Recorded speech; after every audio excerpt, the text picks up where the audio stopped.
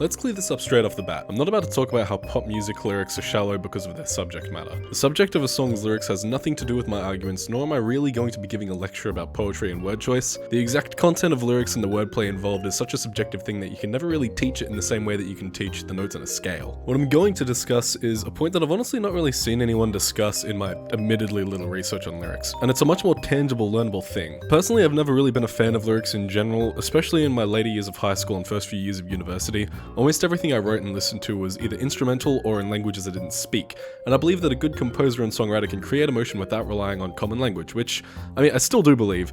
After all, as a Tumblr kid would write on pictures of monochrome forests, music says what spoken language can't.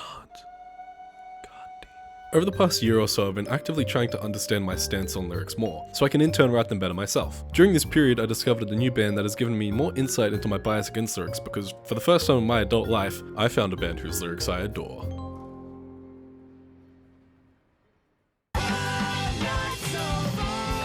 Invalids started as the bedroom project of Pete Davis with remote internet-based collaboration with other musicians. As of March 2015, it has grown into a proper four-piece rock band with the addition of Joe Scala, Raymond Bonanno, and Brock Benzel. That's the bio written on the Bandcamp for the band Invalids, who are without question one of my favorite bands right now. If you don't live in your parents' basement, and by extension are not part of any math rock communities online, then chances are you have no idea who these guys are. Their most viewed video on YouTube has less than 50,000 views, but that says nothing about their technical musical abilities. These guys are absolutely incredible, to the point where I understand why not everyone will be into them. Their music can be a lot to take in at first, so if you're not someone who can enjoy music that assaults your senses with crazy cascading guitar tapping that would only be replicated if a jazz guitarist with Parkinson's was tased, then they may not be your cup of tea. Regardless, this is one of the only bands in existence that I can honestly say I like because of the lyrics. Now, it's important to note that part of that is certainly personal bias. I grew up listening to pop punk, and Invalids' vocals clearly have some of that DNA, so they strike a nostalgic nerve of mine. However, they're much more mature and genuine than pop punk's incessant self-absorbed whining that makes me cringe more than I did when I discovered the Nice Guys subreddit. We still talk like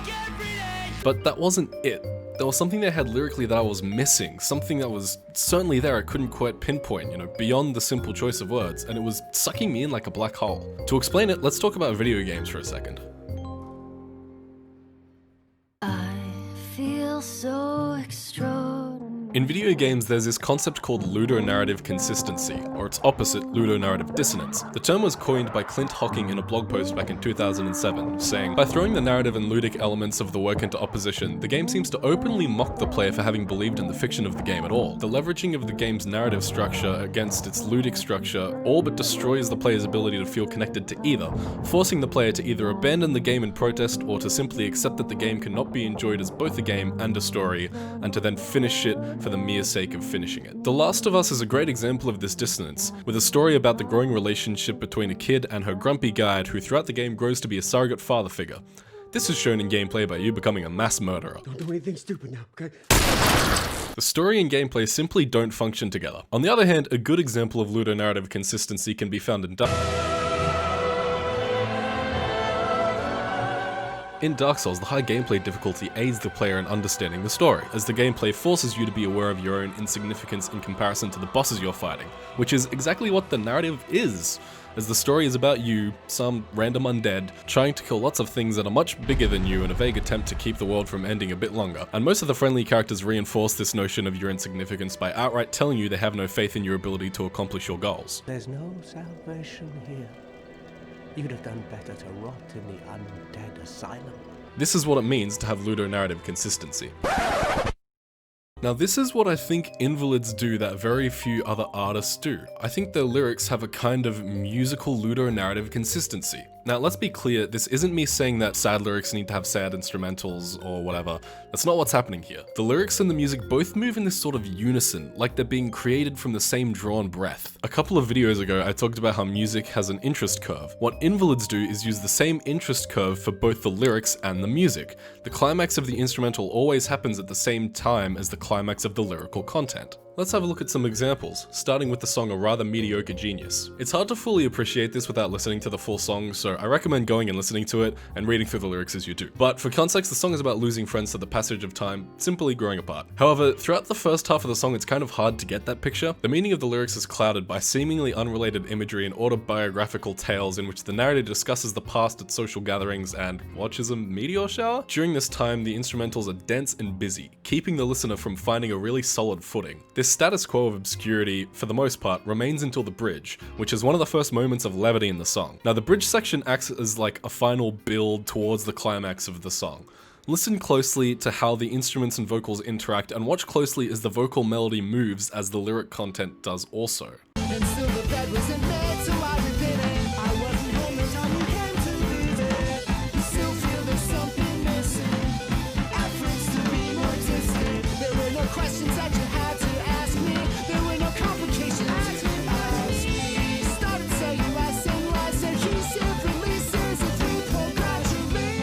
The music, both instrumentally and in the vocal melody, is building up throughout the section in preparation for the climax at the end. Now notice how the lyrics do this too. It's like all of these words are slowly building up to the revelation of the final line. And while these lyrics build up, the melody keeps getting higher and higher and higher and higher until the melodic apex lands on the line "adhesive releases if we pull gradually," which is the climactic statement of the song and a very concise description of the song's meaning. It's as if altogether the instruments and the lyrics have this enormous moment of unified clarity that supports each other in a way that strengthens the impact tenfold. This is the secret lyrical ingredient I couldn't figure out. This is what makes the lyrics feel so lively and impactful. In contrast, let's look at something that could be considered a musical ludonarrative dissonance. Now, I could say some pop song here, but I don't listen to pop enough to know any examples, and I also don't want to give a leader small things to whine about, but I can think of certain types of music that are really dreadful at this.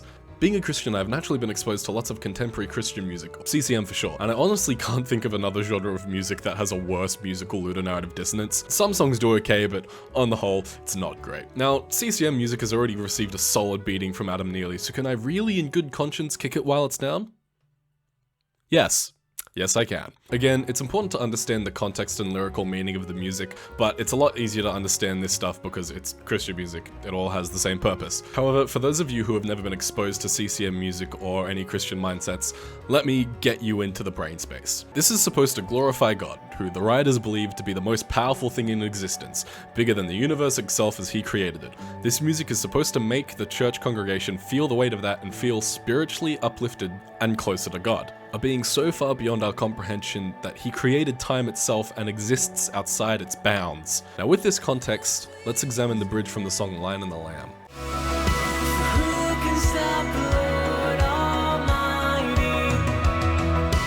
Who can stop the Lord Almighty? For who can stop the Lord Almighty? Oh, who can stop the Lord? Yeah. Wow. I am enthralled. I really feel close to the thing that's supposed to be so big you'd go completely insane fully comprehending it. Now you might think comparing these two songs is unfair, apples and oranges. However, the sections we've looked at actually have the same function. They are slightly different means to the same end. In the Invalids, the instrumentals build in complexity as the section progresses, whereas the CCM builds with volume and dynamics, but they're both a similar kind of build, and both these builds serve the function of making the climax as impactful as possible. Where Invalids doubles down on this by building the vocals alongside it, the CCM weakens it by having the vocals not build at all. Again, if we look at the interest curve and map the instrumentals and lyrics separately, the Invalids would look exactly the same, whereas the CCM would look like this. The result is that the Invalids climax feels like this, and the CCM climax feels like this. But all this being said, I can't be too hard on CCM music because achieving this musical ludonarrative consistency is extremely difficult. The bizarre thing about trying to write lyrics with this in mind is that song lyrics are a form of poetry, and it's quite common for poetry to be non-linear. Rather than telling an explicit narrative in which events progress, language will often be used to express a feeling or just kind of like discuss a topic without the words suggesting the passage of time. In contrast, music itself is linear. It occurs over a period of time. The result is that lyrically, you're not really saying anything that follows a timeline, whereas you are supporting it with something that is embodied in time. So how do we deal with this? I think there are two solid ways to go about this. Now, Gary, we can do this the hard way or the easy way. The easy way is writing lyrics with a linear progression of events. This is why almost all comedy music has great musical ludonarrative consistency. The interest curve of a hilarious joke is similar to that of a satisfying song. Thus, the lyrics naturally grow with the music. This method of making the lyrics follow a timeline is one that I used in my song I Discovered a New Galaxy. I'd slowly build a section with a verbal story, with the most important line being the final piece of the puzzle that would make all the words before it make sense. Last night, when searching for Christmas lights,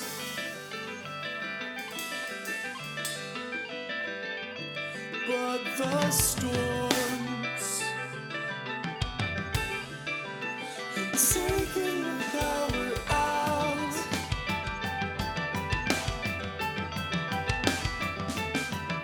We tried to sing life back to the bones, too distracted by the falls. We failed to notice the stars breathing are lost. I guess we won't know what we missed. The more difficult way of doing this is to use the typical non-linear prose, choosing your words very carefully, ensuring that the lines with the biggest impact happen alongside instrumental climaxes, and the more surface level lines are used during moments lower on the interest curve. Now all this is well and good, but will doing this really make someone's lyrics inherently better? I think so. Although everything I've said in this video has been nothing but my own opinion, it's important to treat lyrics as much a part of the music as the melody itself. And the fact of the matter is, music is linear. Music will always take time, and time will always play a huge role in the creative expression of sound. If you treat music with enough respect to be writing at all, you should respect it enough to hold your lyrics to its rules. Look at games like Detroit Become Human. They don't respect the crucial differences between the art medium of a film and a video game. And the result is that games like that suck. And if you don't respect the crucial differences between poetry and lyrical music, well, you fill in the blank.